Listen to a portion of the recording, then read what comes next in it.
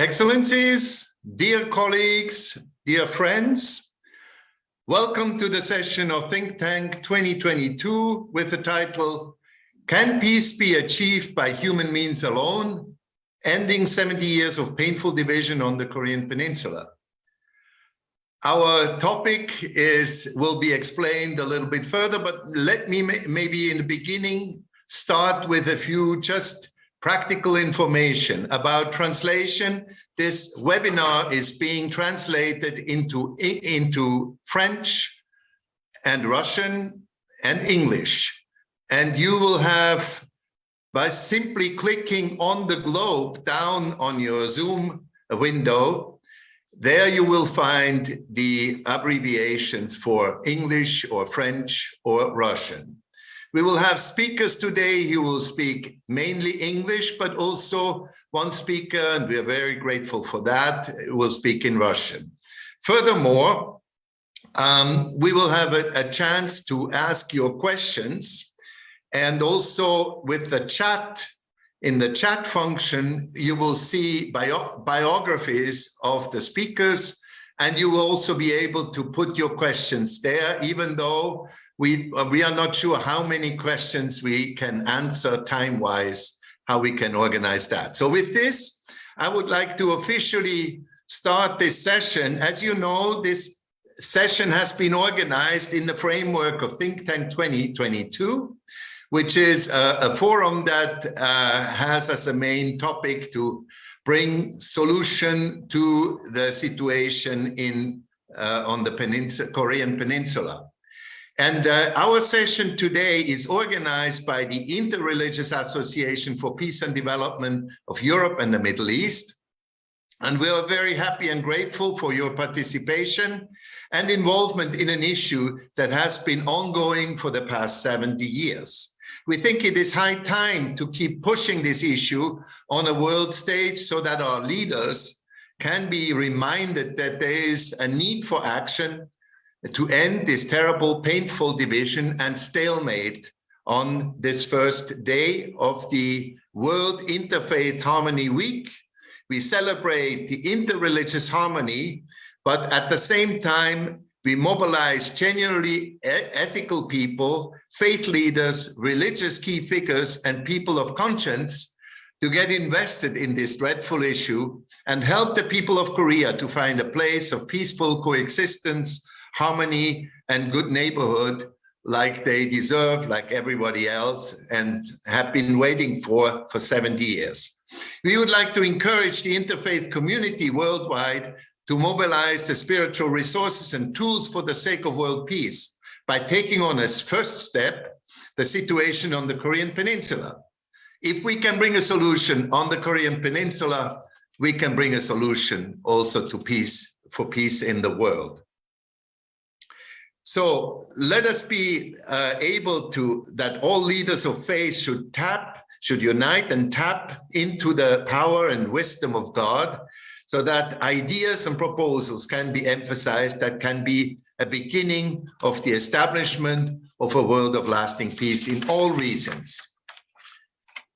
Let us now, on this first day of the World Interfaith Harmony Week 2022, listen to a powerful musical testimony that can bring us together in heart, mind, and soul for this noble goal of world peace.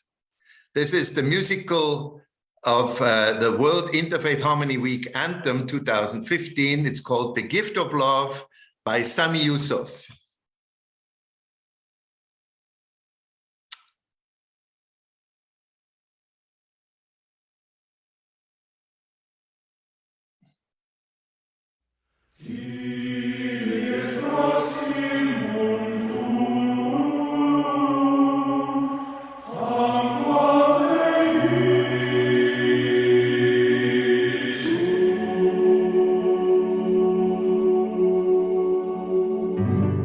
Love to give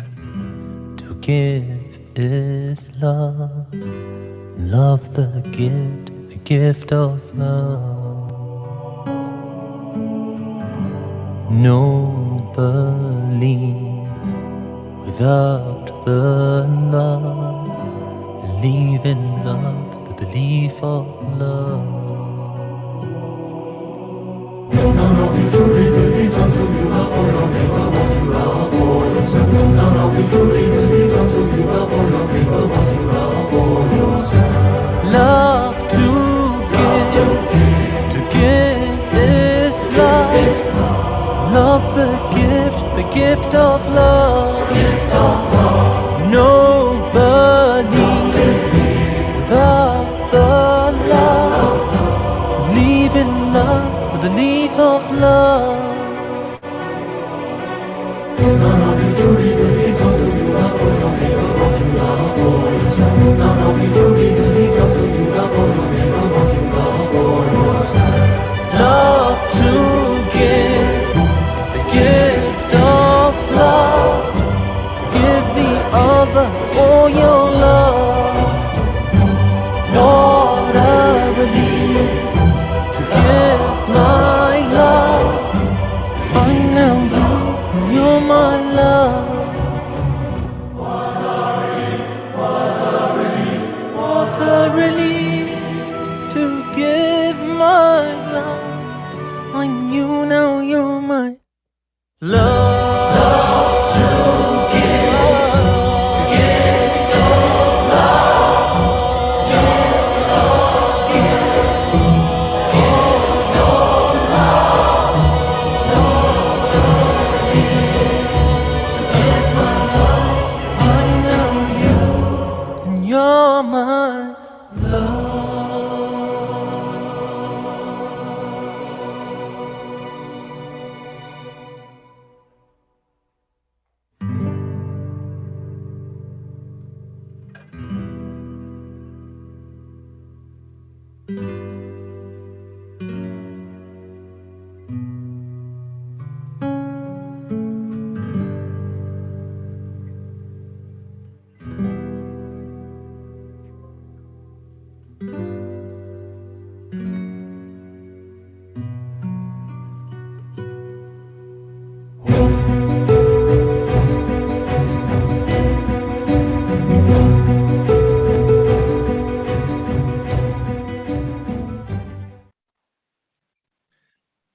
Thank you very much.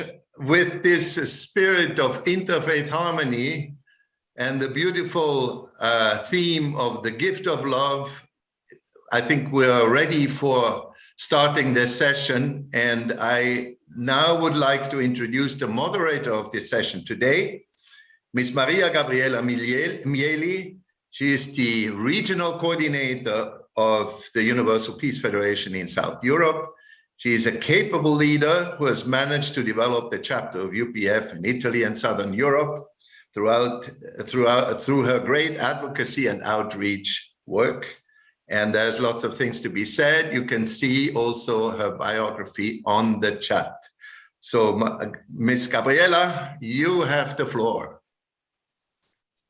Thank you. Thank you very much, Dr. Hanshin, for your clear introduction and for inviting me to moderate this important webinar. Good morning, good afternoon, and good evening to all of you connected from all over the world. Happy New Year of the Black Tiger. Today is the first day of the lunar calendar for the people living in Far East. This is the first day of the year. Let's continue with our program, opening our minds in order to carefully listen to our distinguished panelists and open our hearts and souls so that we can receive good spiritual food and suggestions on how to become good brothers and sisters, working together in harmony and facilitate our spiritual growth and promote peace. Our first speaker is Reverend Dr. William McComish. Let me give you some biography notes.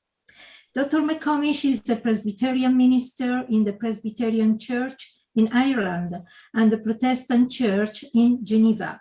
He received his bachelor degree and master in history and political science from Trinity College in Dublin.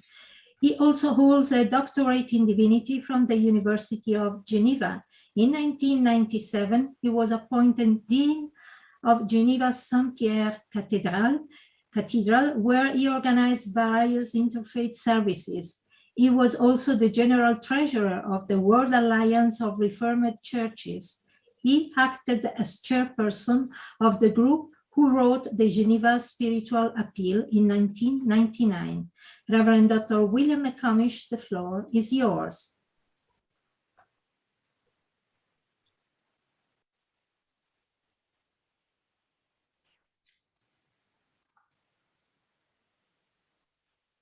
You're muted, Reverend McComish, you're Yes. muted.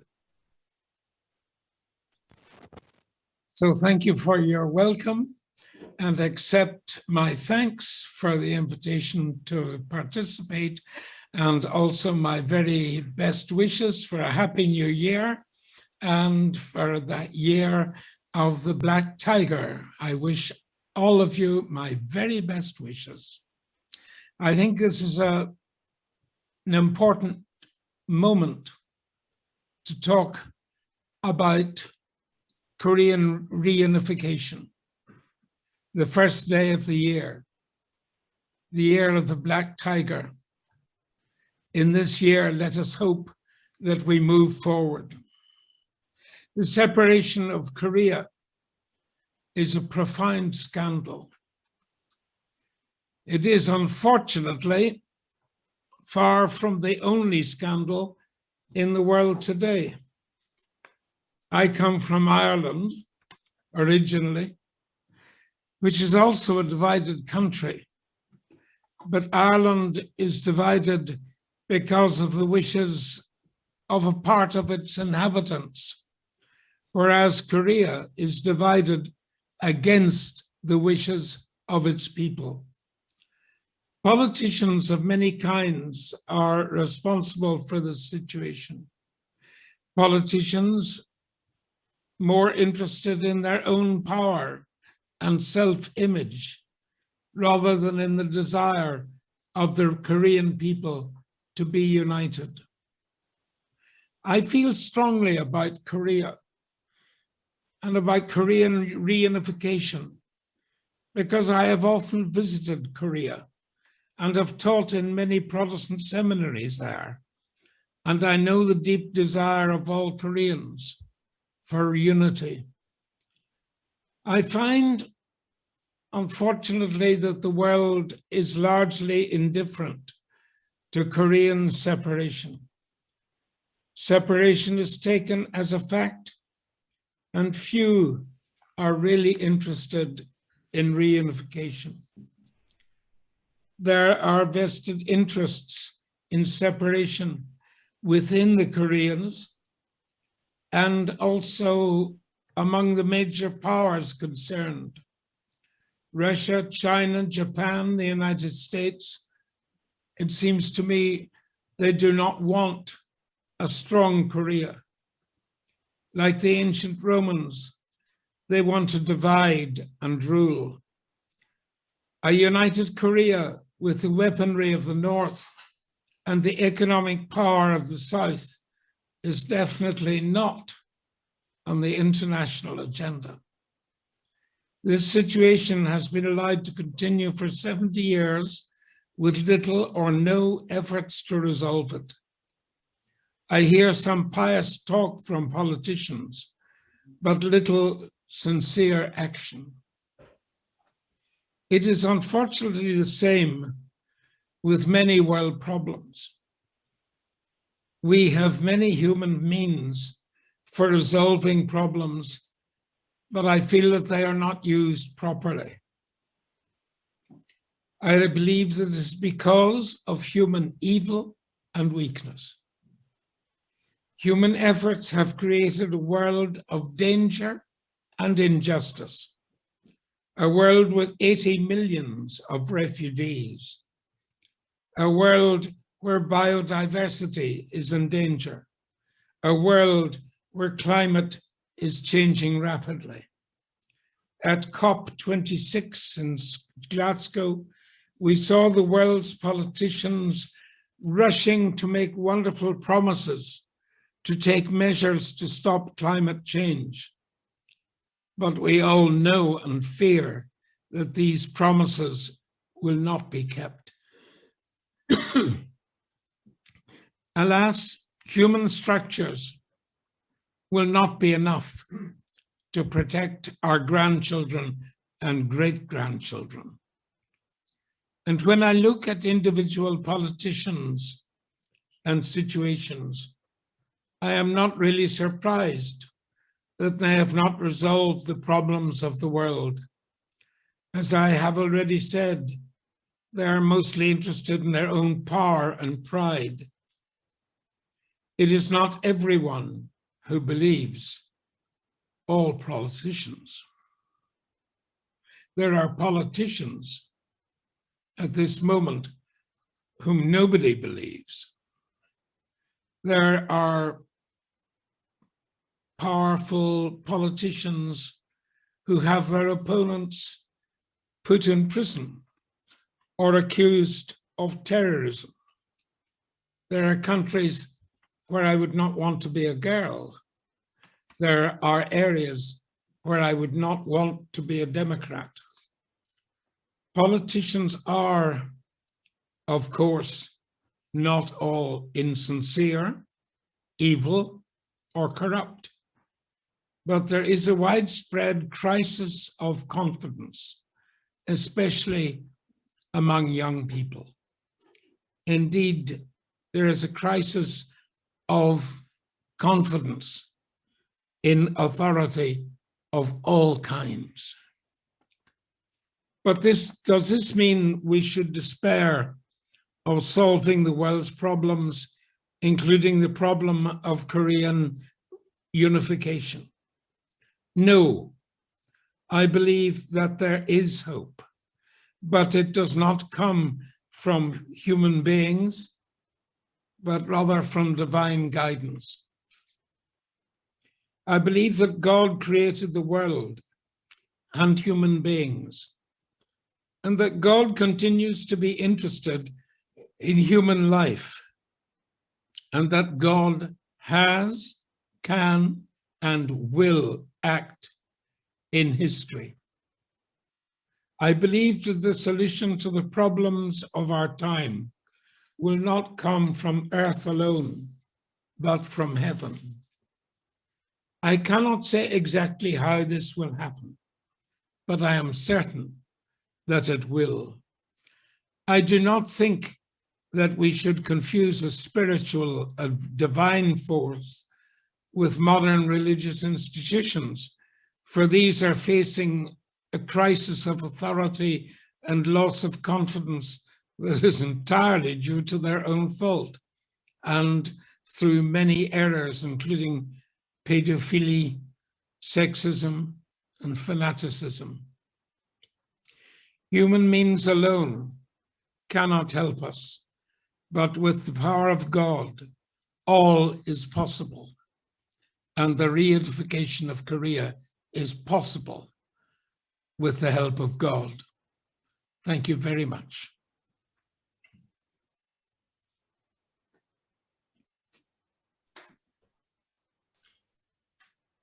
Thank you, Reverend McComish. It's true, we need God. We need to trust in God, in wise religious leaders, and in good, faithful people to give hope to the Korean Peninsula, to the Korean people, and to all mankind. Now, let's listen to the voice of youth. The next speaker is Mrs. Emina Friljak. Mrs. Emina Friljak is the program coordinator of Youth for Peace in Bosnia and Herzegovina. She is a master's student at the University of Sarajevo with a bachelor degree in pedagogy. She is currently finishing her second master in Interreligious Studies and Peace Building. She is an active member of the Youth for Peace as an educator and project coordinator for Interreligious Dialogue, Peace Building, and Youth Activism. You can see a detailed biography in the chat area. Mrs. Friljak, the floor is yours. Thank you very much, Ms. Mealy. I hope you can hear me. Good morning, good afternoon, and good evening from Bosnia and Herzegovina, depending on the place you are watching us. I also wish to extend the wishes of good and happy New Year to all those who are celebrating. It is my pleasure and my honor to be here with you and to speak among these distinguished speakers. I wish to thank the organizers for inviting me again and giving me a chance to speak about this extremely important yet very complex topic. I will start my speech with a quote from the late Desmond Tutu, God rest his soul. Forgiveness and reconciliation are not just ethereal, spiritual, otherworldly activities. They have to do with the real world. They are realpolitik because in a very real sense, without forgiveness, there is no future. So reconciliation is both.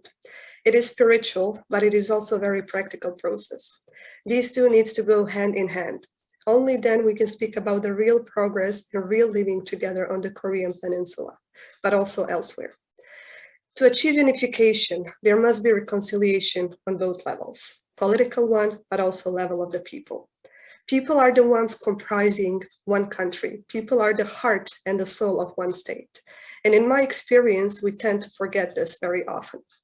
People on both sides on the peninsula have suffered and they still suffer. They bear a great burden of the past, which is violence burdened. Families were put apart, lives were completely changed, and there is so much pain that needs to be processed. I want to emphasize that careful and sensitive approach to this process is needed with genuine interest in people and their needs, with genuine interest in their fears, their hopes, their pain, and the experience about the situation in the Korean Peninsula, because people know the best the situation they live in. Speaking from my personal experience and as someone who comes from an extremely divided society due to the violence-burdened past and war that we had in the 90s, experienced in the 90s, I have to highlight that reconciliation is never easy or quick process. It takes time. It even takes years or decades for people to be ready to genuinely live with each other, not simply coexist, and until they are able to reconcile their differences. And reconciliation should never be imposed to people. And the best thing that we could do as a worldwide community, international community, is actually to be the mediators and carefully listen to people who are part of this process. One research that is done by the Carnegie Endowment for Global Peace finds that the two complex and sometimes contradictory fundamental dimensions of the unification discourse in the Korean Peninsula are striking. Unification is both an emotional issue of the heart, but also a rational issue of the mind. How Koreans perceive prospects for unification emotionally and psychologically can be very different from how they cognitively actually reason about the unification process and how this could work. This is important to understand and take into account when we speak about unification process. We also have to understand the diverse realities in the two parts of the Korean Peninsula. Just to demonstrate to you this, I will quote you the findings from the Global Peace Index of 2021. On the Global Peace Index, South Korea is ranked 57, while North Korea is ranked 159. This means that the South Korea enjoys high state of peace and North Korea very low state of peace. This peace index is measured by the Institute for Economics and Peace, which uses various indicators to measure this index. And I really highly recommend you to read this because their approach is very well imagined and put into practice and provides us with the accurate data on the state of peace in the world, but also with a specific country focus. So this actually shows that the realities of these two parts are very much different. And we have to count with that when thinking and speaking about unification process on Korean Peninsula. Of course, there is, and there will be a challenge to reconcile these two different environments. Many things are done on the political level to unite the peninsula, but here I'm not going to talk about these things since I'm not a political expert nor analyst, but I will try to convey a message from a young person of faith who comes from a divided society and as someone who works on peace and reconciliation processes with young people in Bosnia and Herzegovina and the Balkans Peninsula. But I want to emphasize that these are just my experiences and not all of them can be transferable or relevant for the Korean Peninsula. One thing I learned in my work is that when you work with sensitive topics such as reconciliation, forgiveness, pain, and establishing connections among people, is that people find comfort in faith and spirituality.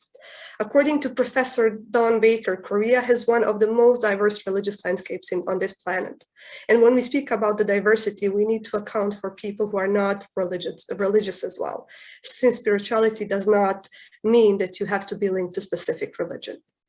We need to appeal to these faith and spiritual values, not just of Korean people, but also people around the world. Faith-based organizations, religious leaders, people of faith have a large influence on the happenings in the world. So this influence needs to be used for advocacy, lobbying, and raising awareness about Korean Peninsula. This influence needs to appeal to governments, groups, and individuals. Our world today is one global village, as some like to say. Our world is highly heterogeneous. We don't live in a completely closed communities anymore. And definitely peace in one place influences peace in another place. On the other hand, with heavy heart, I have to say that we also live in the world full of violence, wars, and conflicts. And with the COVID-19 pandemics, definitely we saw our inequalities much more highlighted. So it is the time to ask ourselves what kind of place and world we want to live in, and what kind of world we wish to our neighbors as well. And I think that in today's world, we are all neighbors to each other, and now more than ever, love thy neighbor should be practiced. Another very important note that I would like you to take from my speech is the inclusion of young people in peace and reconciliation processes. Here I refer to this meaningful inclusion of young people, which means having us at the table, giving us voice and space, listening to us, listening to our narrative, taking seriously our perspectives, including us in serious decisions about the present and the future, since we are part of the boat. We are not some distant blurry future. We are present, we are here, and we are now. And that is where and when we need to be included. As one UN article on meaningful inclusion states, youth are not a problem for older people to solve.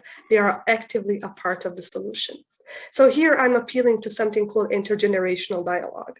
And in the Korean context, we need to understand that the views of those who are older and who still have memories of unified island, and those who grew up in divided environment may differ, and this needs to be considered in this process. So to wrap up this speech of mine, I will offer another quote with which I want to reiterate my words from the beginning. The quote comes from Malcolm Fraser, who says that reconciliation requires changes of heart and spirit, as well as social and economic change. It requires symbolic as well as practical action. Thank you very much. Thank you, Mrs. Freliak, for reminding us that among so many suggestions, reconciliation is both a spiritual and a very practical process, right? These two sides need to go hand in hand. And as you reminded us, also love thy neighbor should be practiced. Thank you again. Now we continue our program, inviting to speak our next panelist, Mr. Nikolai Kizimov. Nikolai Kizimov is the head of the Spiritual and Moral Center Great Country, Russia. He served in 6 dioceses of the Russian Orthodox Church in various positions, retired lieutenant colonel, has 3 higher educations, military, political, pedagogical, and legal. By decree of the Patriarch of the Russian Orthodox Church, he was awarded for his work on spiritual and moral education. You will find more details about his experience in the chat area. Dr. Kizimov will speak in his native language, Russian. If you do not speak or understand Russian language, please enter the English or French translation through the globe in your screen. Thank you. Dr. Kizimov, you have the floor.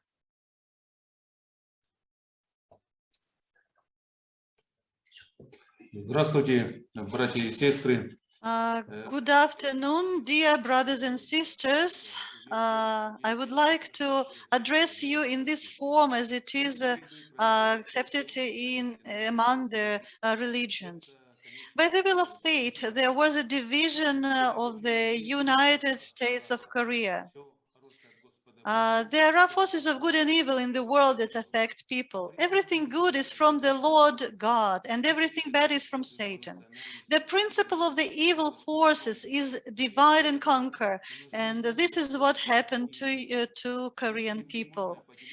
If possible, I would like to share my thoughts about it.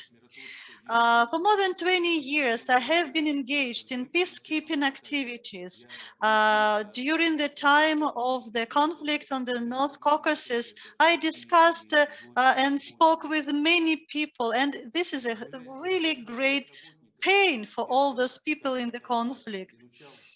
I was an office political worker, a communist, and now I am a believer.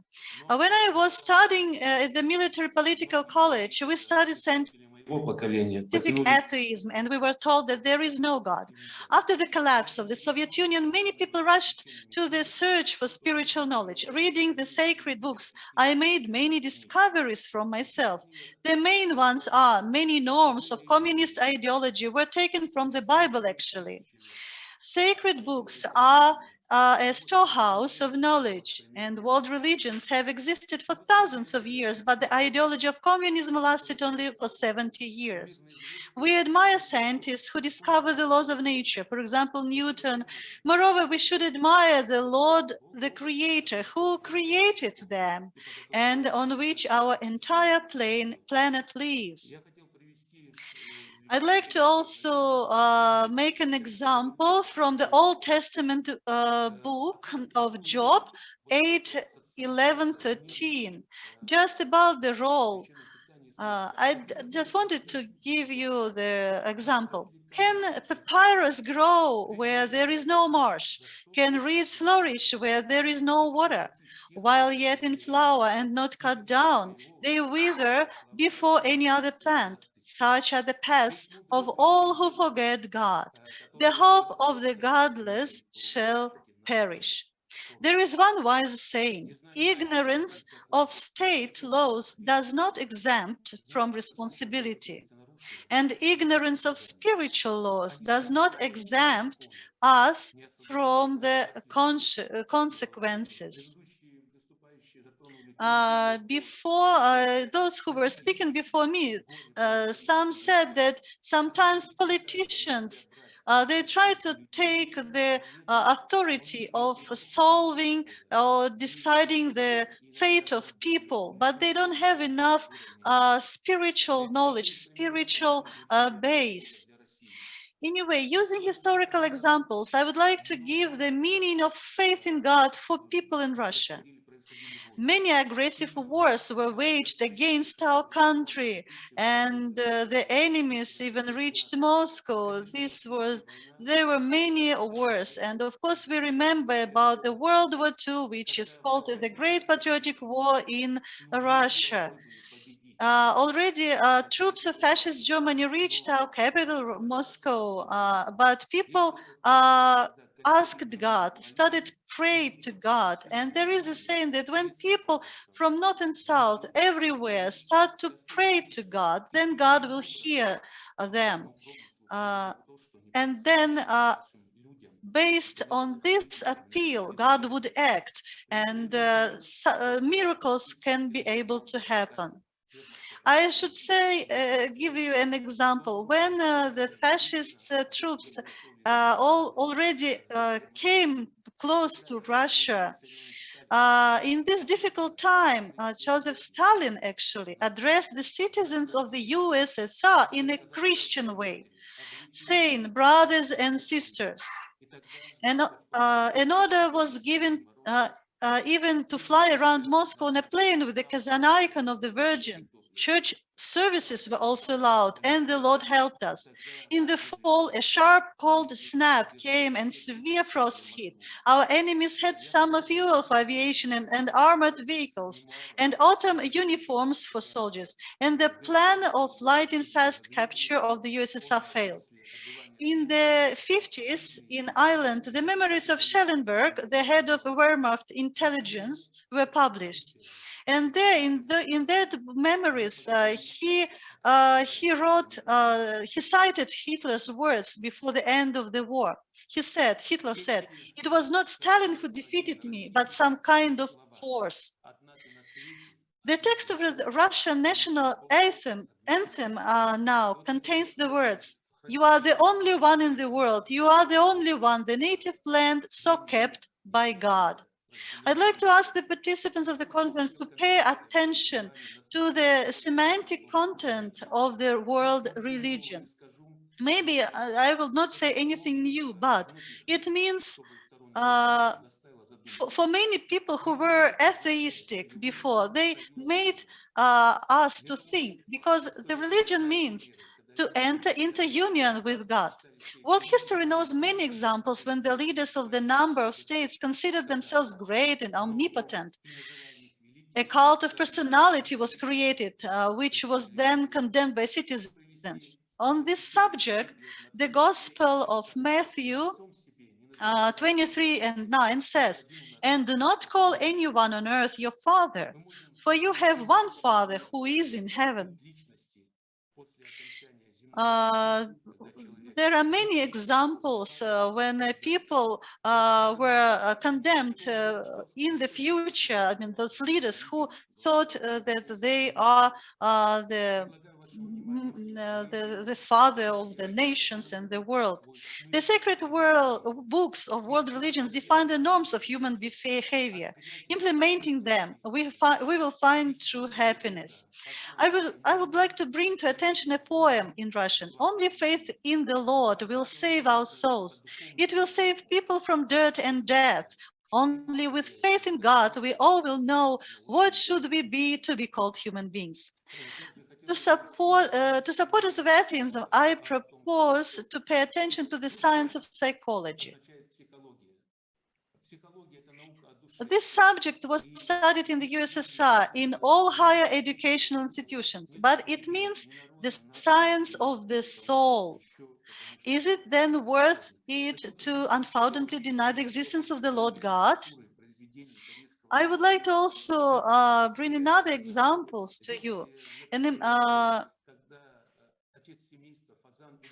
it's about the story of the peasant. One can see much that is similar to the current situation on the Korean Peninsula. This is a Korean story, the story of the peasant. The red bean seam was the cause of the death of the peasant and the suffering of his family. He is denying because he came into contact with the world of people aligned to him and adopted their customs. Also, I would like to share a poem with you. This is a poem which I wrote myself to dedicate this poem to people of Korean Peninsula. North and South are separate, and unfortunately there is enmity. People suffer from this. It's a problem for the entire planet. What a man can do, the Lord will arrange without difficulty, and again the people will become one. Long live one country. Hopefully our webinar will help the situation on the Korean Peninsula to be solved and the unification of the movement. As I said, we put the seeds into the soil, but it is God, the Lord God, who raised them up. So I really pray that we all can be united and the people on the Korean Peninsula can be united. Thank you. Thank you very much. Спасибо большое. Sorry. Wait a moment, just a moment.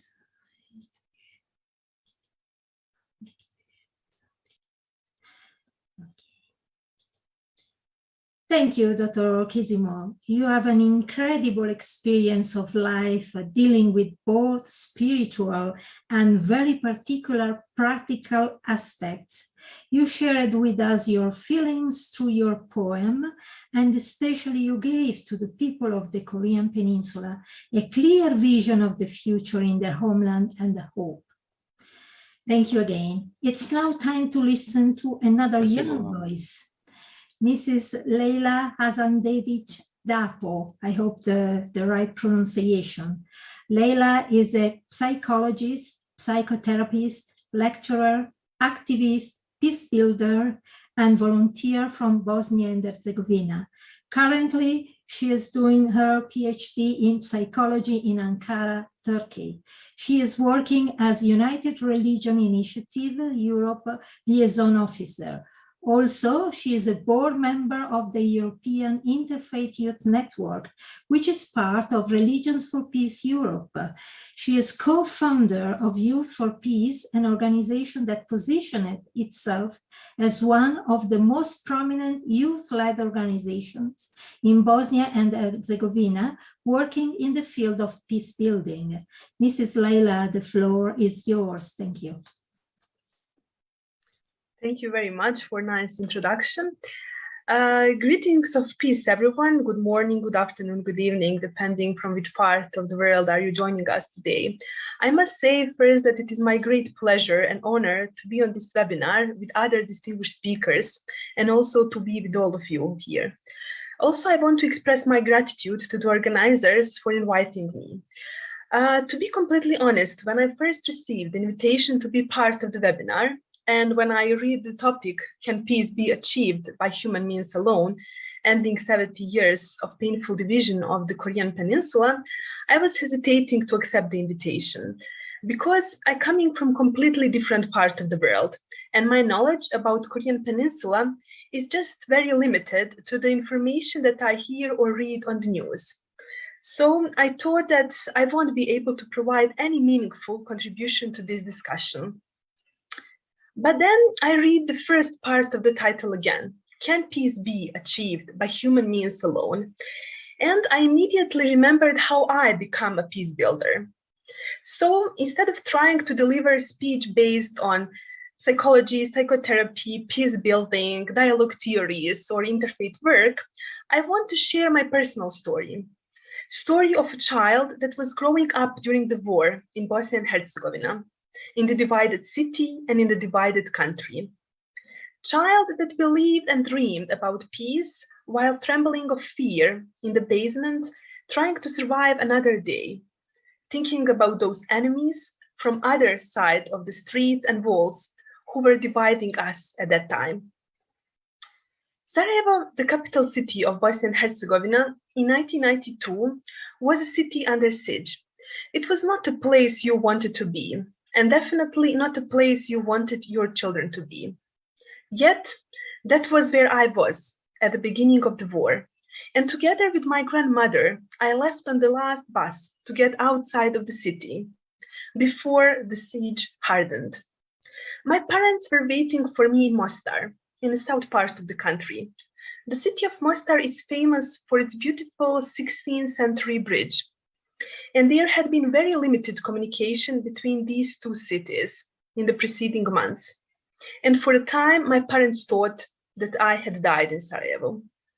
So when I come to Mostar, the war had not yet started over there, and we were supposed to be safe. But a few weeks later, the conflict that was gripping the entire territory of Bosnia and Herzegovina unfortunately reached us. So I was growing up during the wartime in Bosnia and Herzegovina from 1992 till 1995. Even though I was a very small child, I still had a lot of memories from that time. I was living in the divided city of Mostar, city that was divided and to some extent, unfortunately, still is, between Bosniaks, who are mainly Muslims, and Croats, who are mainly Catholics. I was living in different dark shelters, hiding for shelling and gunfire, constantly worrying about whether relatives and loved ones were still alive. Living in constant fear, I developed a lot of stereotypes and prejudice about those from the other side, and I hated people from other national and religious background. When I started going to the elementary school, the school system in Bosnia and Herzegovina was completely segregated along the ethnic lines. I didn't have a chance to meet my peers from other national or religious background. But I was lucky enough that I was part of an experimental secondary school program where Bosniaks and Croats children studied under the same roof. And this concept of school was, and in some places in Bosnia still is called, two schools under one roof. As the name said, we followed separate curricula and had different teachers, but we were in the same building, we were sharing the roof. The two ethnic groups, Croat and Bosniak students, remained separated most of the time because school authorities were concerned about potential conflict. This started changing when students from both ethnic groups set up a student council that I was luckily part of. And one of the most important and symbolic activities of the student council was crossing the old bridge in Mostar. The old bridge that I already mentioned was built in the 16th century, and it is one of the most famous places in Bosnia and Herzegovina. It was destroyed, unfortunately, during the war and rebuilt following it. The bridge is in the Bosniak section or part of the city, and therefore many Mostar residents of other ethnic backgrounds never have chance to visit it. We were thinking that it would be a great idea to come together and cross this bridge together. But it took us almost a year just to convince our peers that it would really be safe to cross this bridge together. It was a very important day for us. Although to the tourists that was around, we probably just looked like a bunch of the young people crossing the bridge together and having a nice time before the summer holiday. But for us, it was a life-changing experience because all of us come together and cross this bridge together. It was not just crossing the iconic stone monument, but for us, it was crossing the deep chasm between us. It was crossing the bridge between the borders in our heads. For us, crossing the bridge together was a start in building a new and better future for all of us. On that day, I met a boy whose father was a soldier during the war. And we had quite a long discussion during which I learned that there is a huge possibility that his father was responsible for the death of my grandmother during the war. That was heartbreaking for me. I was overwhelmed by negative emotions and hatred. I didn't know how to react and what to do. I was overwhelmed by all these emotions, but also at the same time, deep in my heart, I knew that this was a huge step for him and that this is a great opportunity to practice peace building by setting your own example. So we talked a long time, and after our conversation, I decided to forgive him and his family. I discovered powerfulness of forgiveness, and on that day, we both agree to continue building a better community for future generations. And this was the beginning of my peace-building journey, but also of my inner transformation, from person who hated others to the person that is forgiving and building a better future for generation to come. From that day forward, all of the young people from a variety of ethnic backgrounds who cross this bridge together in solidarity become bridge builders who are making a difference. Every time they cross the bridge together, they become the bridge.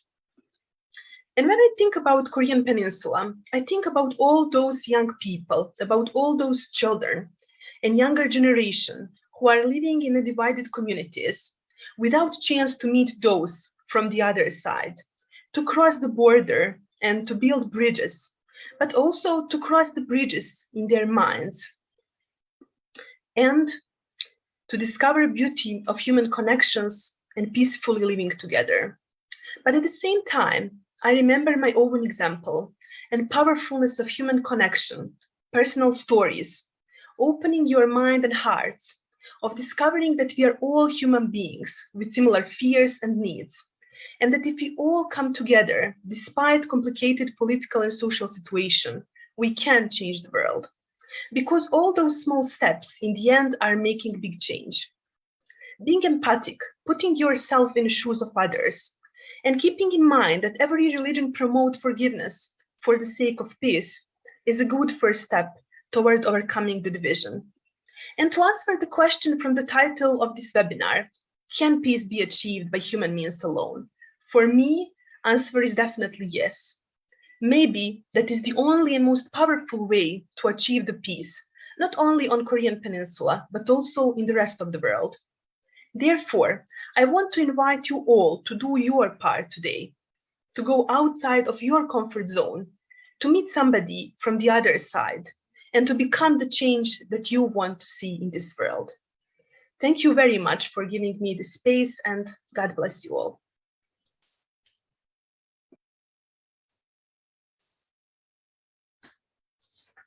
Dear Leila, in sharing your life experience, you touched so deeply our hearts and emotions.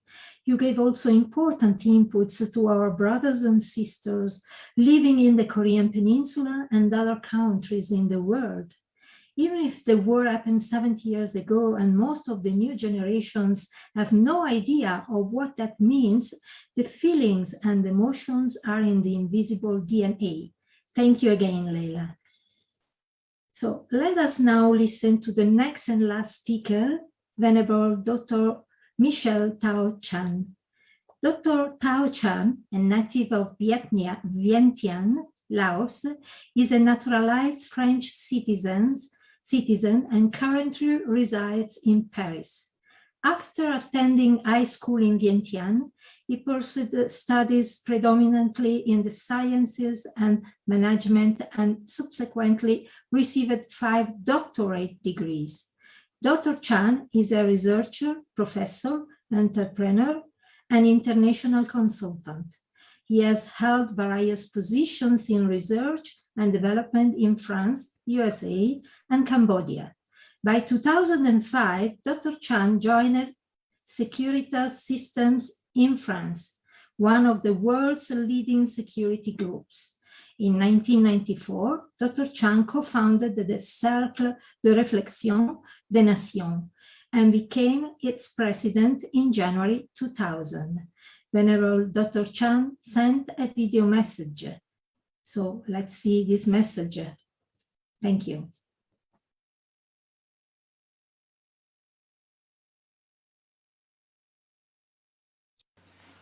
Honorable guests, brothers and sisters, the subject, can peace be achieved by human means alone? It's really an existential question that we cannot have the real answer.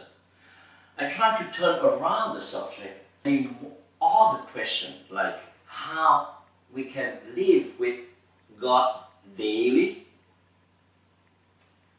and also the question, what is God's will? What is humanity willingness? I think that we don't have really the answer. And the only way is to ask God himself. So I try to ask God himself, because from the deepest of my heart, because we call God from outside, we call our self, the ultimate self, the spark from inside. And I remember the story, and I will tell you the story, what God see, how God saw me, or how I saw God. In a big meeting, the story is in the big meeting I attended not so long ago. The economic, religious decision makers call God so much that God himself seemed to appear in front of us. God asked, why do you call me so much, so intense and so long, especially the last 2 years? So all the General Assembly answer unanimously, because we love you. We love you deeply, and you are God who can help us to find peace and prosperity on earth.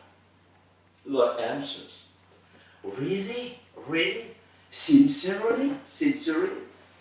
But you have not yet met my friend.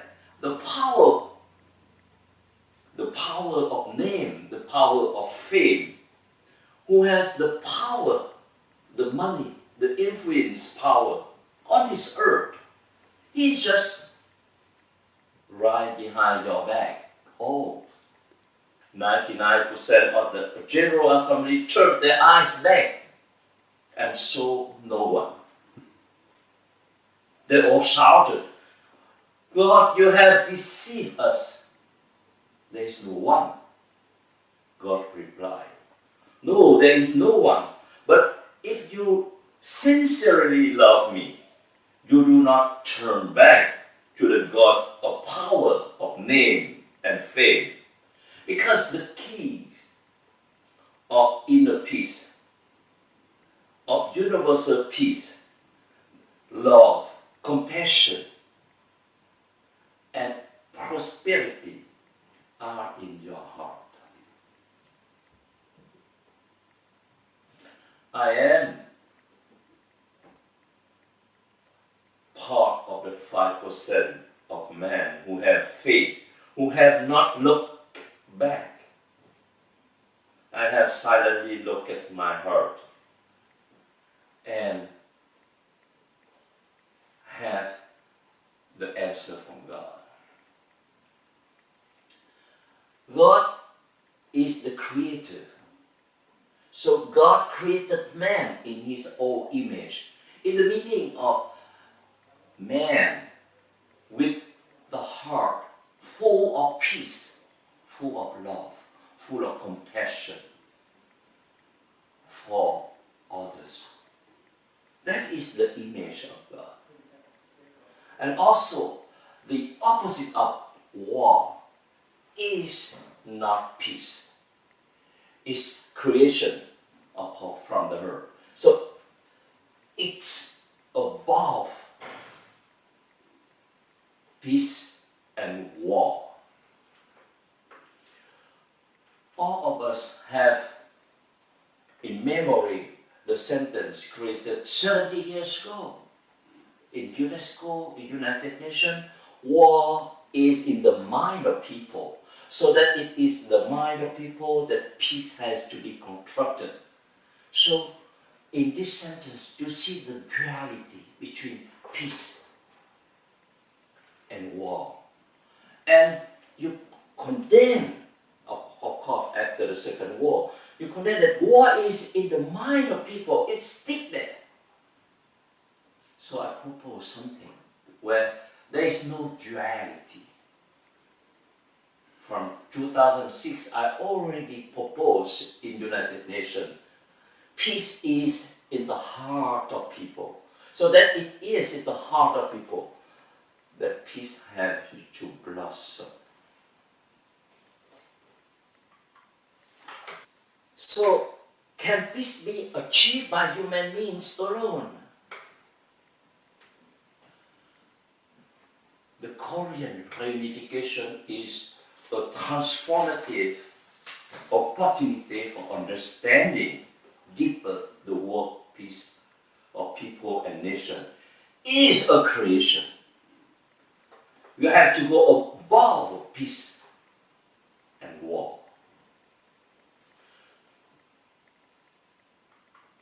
So I just extract from the long study I made from the Korean unification 1 month ago in Korea, presented in Korea. Why it's a creation? Because we cannot solve the problem of the reunification at the same level of consciousness that we created them, with the division of the two Korea. It must be rooted in the conversions of the soul of the people of Korea. The second point is the divergence of actions and projects made justifiable in the name of the reunification of Korea by indefensive intervention and planning from the classical system. Classical mind have to be erased, gradually removed from the information and education of the true Korea. And the root is, and the solution, it must be rooted on the conversion of the soul of the people of Korea. And the conclusion of this study is, despite being political separate entity after the Korean War, the government of North and South both proclaimed the restoration of Korea as a single state as a goal. As my research on hope of unification, desirability, harmony charters, financial power, the willingness of the people and nation in Korea and outside of Korea are still in the same direction of reunification. And the becoming success of Korea reunification is the transformative model for all nations to understand the efficient work of peace of people and nations. in conclusion of this study, I think that the efficient world peace of people and nation depend on the concordance of three circumstances according to the law of causality. The providence of heaven, the favorable environment, the peace between the people and nation. The providence of heaven, the favorable environment is in the earth, and peace between people and nation. We can summarize in the mantra, in the hope from the beginning up to today. Om, peace, peace, peace. The first peace is the inner peace. Peace among all beings, and peace between nation and people, sometimes we call universal peace. That is also the solution, the approach of ending 70 years of painful division of the Korean Peninsula. Thank you. Thank you, Venerable Dr. Tao Chan. Your conclusion of the concordance of three aggregate circumstances, the providence of heaven, the favorable environment, peace between peoples and countries, are part of the answer to our question in our webinar in order to ending 70 years of painful division on the Korean Peninsula. Thank you very much. It's now time for questions and answers. We received and we are still receiving many questions, but due to the time we have at disposition, we will address one question per each participant. So first, let's start with Reverend McComish. How could interfaith cooperation affect the peace process on the Korean Peninsula? Well, I think the Koreans are a particularly religious people. Obviously, I was in contact with the enormous and powerful Protestant community in South Korea. But in the olden days, Pyongyang was regarded as a Christian city, as a Christian center, as a center of religion. And I believe in the power of prayer. As I said in my exposure, I believe that God can, has, and will operate through human society. And obviously, I believe that God is capable of pushing people to break down the barriers in the Korean Peninsula. And I would believe that it is totally important that all believers in all faiths, Buddhism, Protestantism, Catholicism, all faiths, that all pray together for the unification of Korea. I think that God will hear these prayers, and in his own time and in his own way, he will bring unification to come to pass. But I would have thought one obviously simple thing is to have a single powerful date where everybody in Korea prays for the reunification of the country, and all people outside Korea who are concerned about the division of Korea should pray for the reunification of Korea, for the comfort of its inhabitants, for the happiness of its people, and to the glory of God, and for the peace of the world. Thank you. Thank you again. It's true, we are all here together and united, and we want to pray together as one family and accomplish our responsibility and work for the unification of the world. Now the question is to Ms. Ermina Treliak. Could you elaborate more on the role that interfaith youth can play in bringing peace to the Korean Peninsula, according to your experience? Thank you. Thank you very much, and I have to thank you for pronouncing my surname very well, because most of the people are not able, unfortunately, to pronounce it due to very complicated surname. But I will convey my experiences, but as I said, again, most of these experiences might be or might not be transferable to the Korean Peninsula due to different contexts that we come from. But what I learned in my work is that two things are very much needed for things to change and for, let's say, also young people to contribute.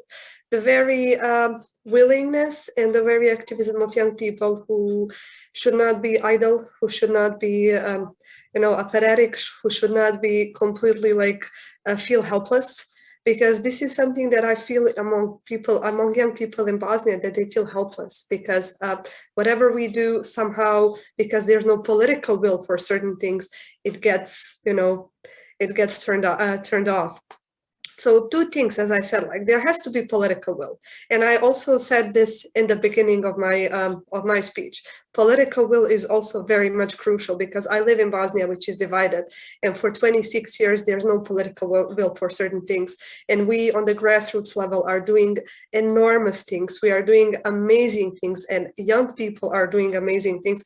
As I said, there are those who are idle, but also there are those who are super active. And the role of us as young people is to, first of all, come outside, ask for the space, demand for the space, but also live up to that space. Once when we ask something, when we get something, then we have to contribute. It's not just coming and saying, I want my voice to be heard, then I say something and then I go. I am a very practical person, and I'm also a very religious person, but I also believe that power of prayer is one. But another thing is that I am an instrument of God, and I'm an instrument of the God will. And if I don't do anything, and if I just, hope that something will happen, I don't think it will happen. The prayer plus the action together with prayer is something that can bring change, and it's something that can help everywhere. So being practical and being spiritual at the same way, I think this also goes for the interfaith youth. Come together. Break the barriers, demand your space, work together, but also be very practical. And when you get the space, live up to it. Thank you. Thank you so much, Ermina. Really fantastic. We are here to help you. In case you would like to have our cooperation, we can involve our youth and be together, solving all the problems as soon as possible. Now, the next question is for Mr. Nikolai Kizimov. How to prevent distrust, enmity between the citizens of North and South Korea?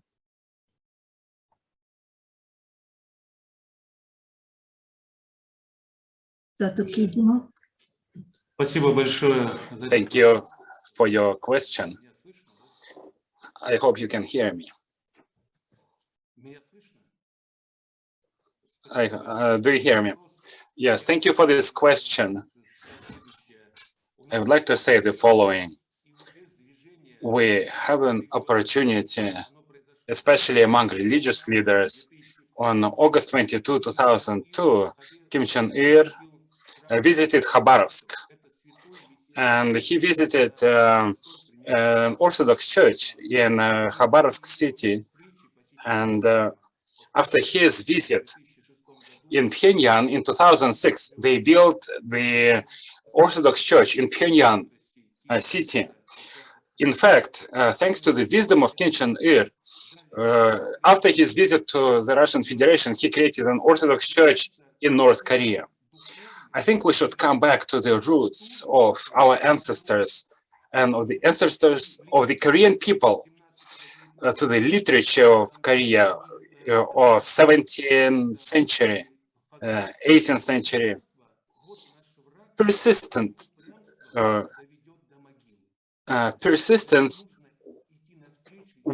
may lead us to a grave unless we're moved by goodwill. This wisdom goes as the medication is hard, but it treats. Also, the truth is hard for your ears, but it's important for development. And there is a Russian saying which goes like this: even though the truth is hard, but it's still better than a lie. So we should really allow religious culture in North Korea. We should promote religious exchange. Even in the Soviet Union, which was an atheist nation, still the books by Mr. Sukhamlinsky, the great teacher of the Soviet Union, and his book was published in 1997. We should educate the people in such a way that God's spark should enlighten their life. Thank you.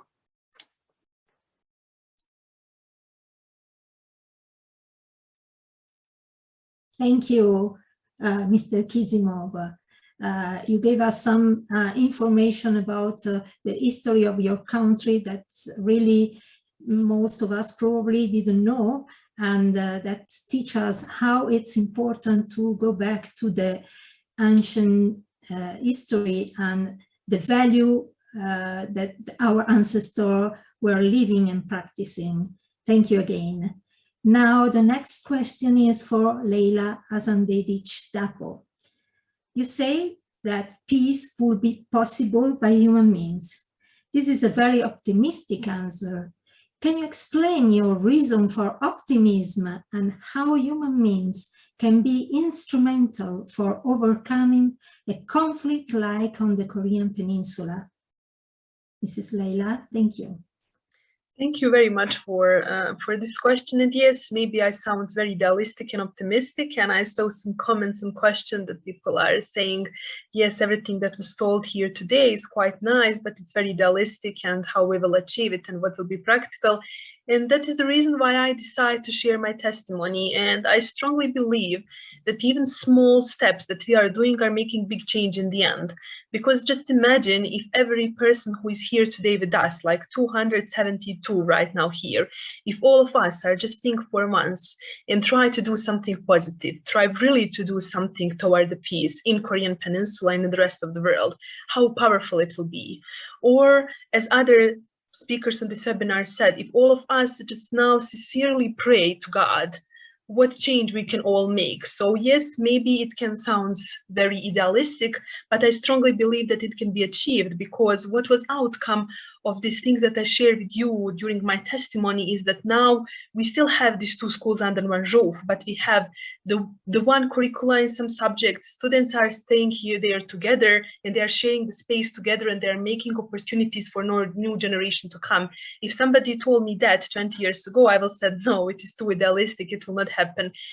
All things require time, and I think that all of us are equally responsible to do our part in this world and to bring peace. And that is the reason why I strongly believe that peace can be achieved by human means alone, and not just for us. Remember that all these politicians that we are talking about, the leaders of the country, they are also human beings.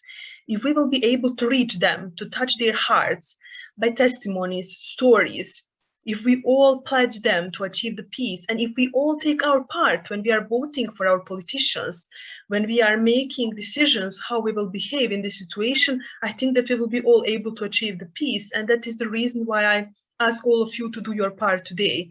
At least what we can do is to step outside of our comfort zone, meet somebody from another part of the, as I said, from other side, or somebody who we don't know, and just give this person a chance to meet them really on the human level. And let's focus more on similarities that we are all sharing as human beings and not diversities. And I'm sure that peace will be achieved. Maybe not in the next year, maybe even my generation will not be able to see this peace in Korean Peninsula, but now we need to start putting the seed and we will see the fruits later on. So that is the reason why I strongly believe in peace, and I ask all of you to do your part. And after you leave this webinar here today with all these nice words that you are sharing with us as a speaker, go outside and do your part, and the rest we can leave to the God and it will be done by itself. Yeah. Thank you for giving me space. Thank you, Leila. It's so amazing to listen to the voices of young ladies like you and the other colleague, and really Emina. And listen not only hear about your hope, but also something practical and the desire to go step by step and reach the final goal. Thank you so much. Now, the last question is for Venerable Dr. Michelle Tao-Chan. What, in your opinion, are the tools that religions have to influence positively a peace process on the Korean Peninsula? Thank you.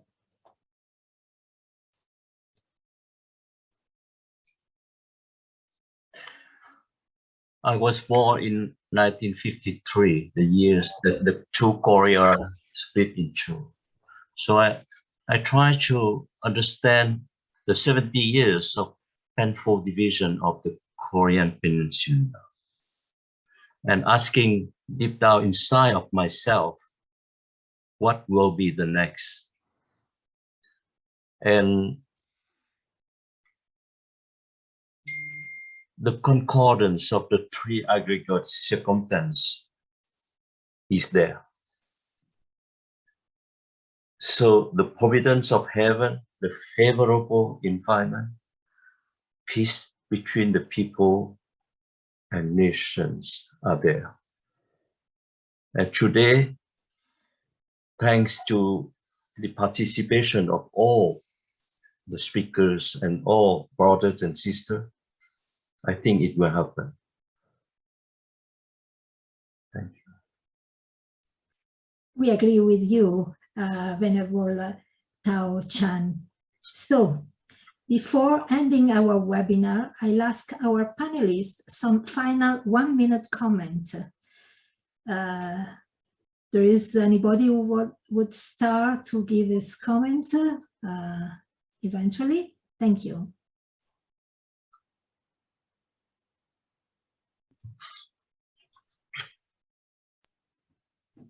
Can I speak?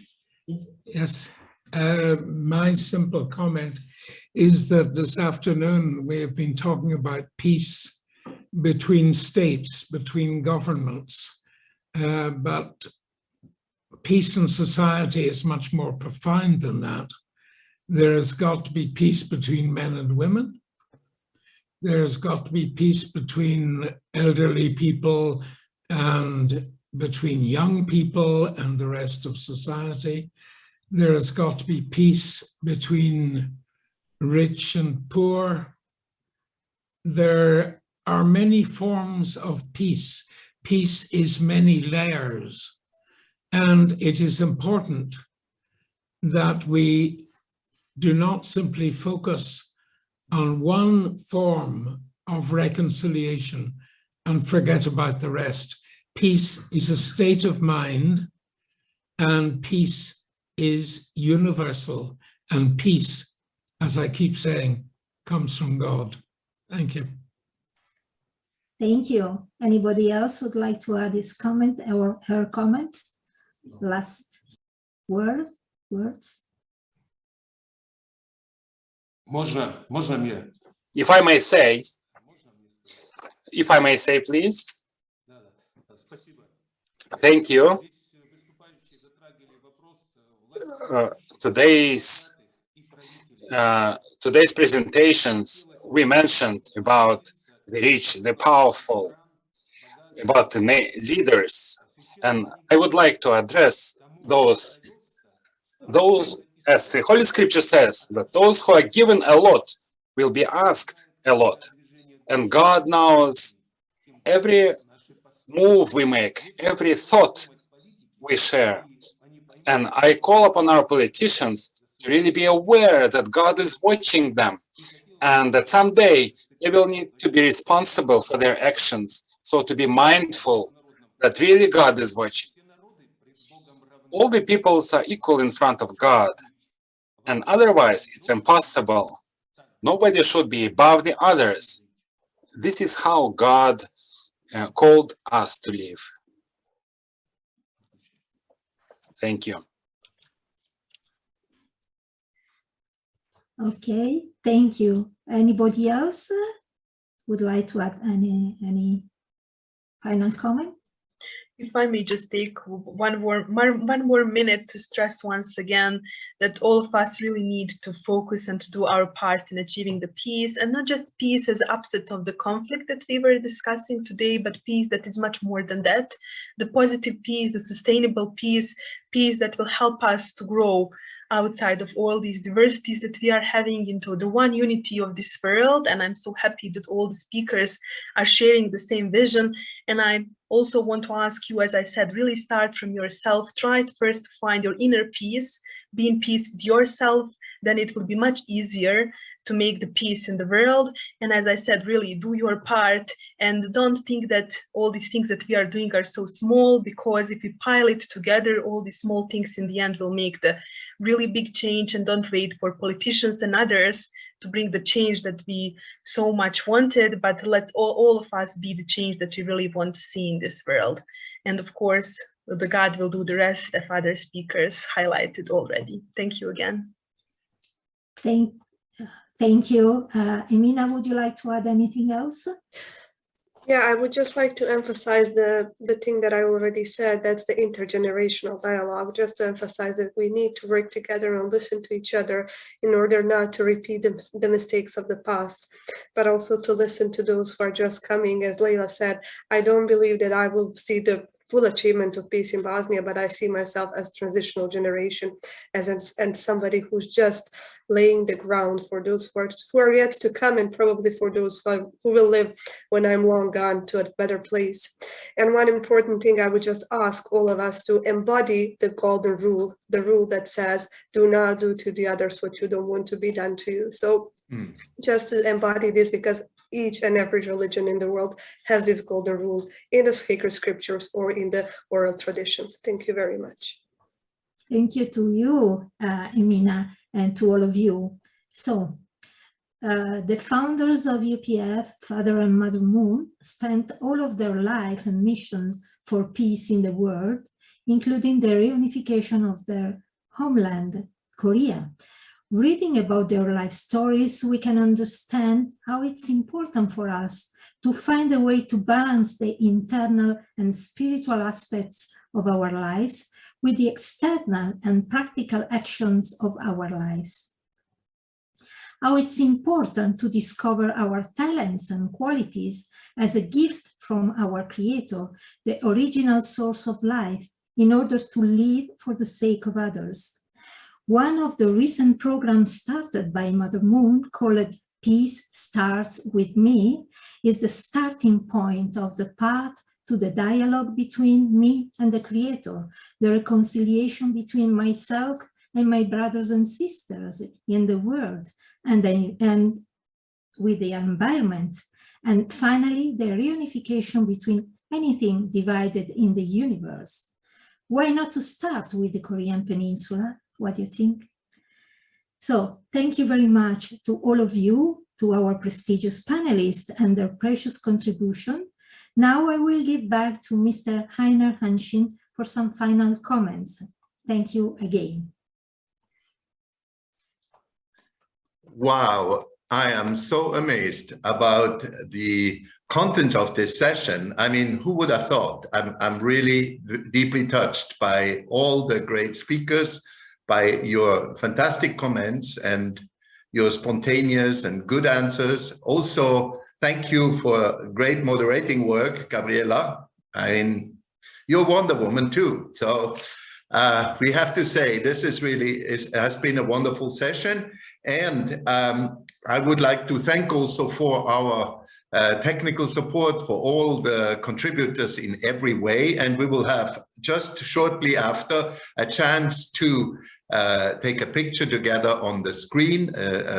That's why then everybody should make themselves visible. Those who are on the webinar speakers link, please open your camera so that you can be visible. But let me just say one more thing, small thing. Interfaith Harmony, we can understand what kind of resources we have. If we can bring that to work, I think there can be hope for a peaceful reunification among the Korean people and the world. So, and finally, I would like to mention that there's a next session of Think Tank 2022 forum. And this time, guess what? We will hear from the political leaders, heads of governments that we challenged in our session.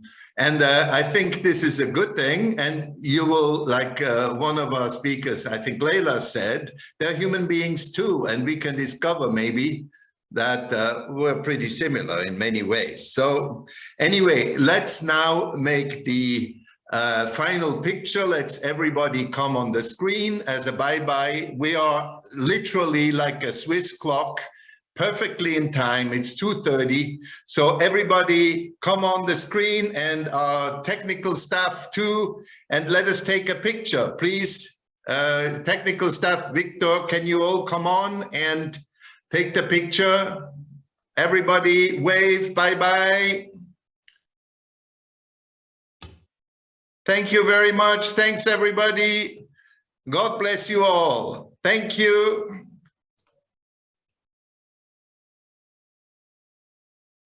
Okay, one more picture. Victor, can you mobilize, or Matteo, can you come on? Also, we want to see your faces, please.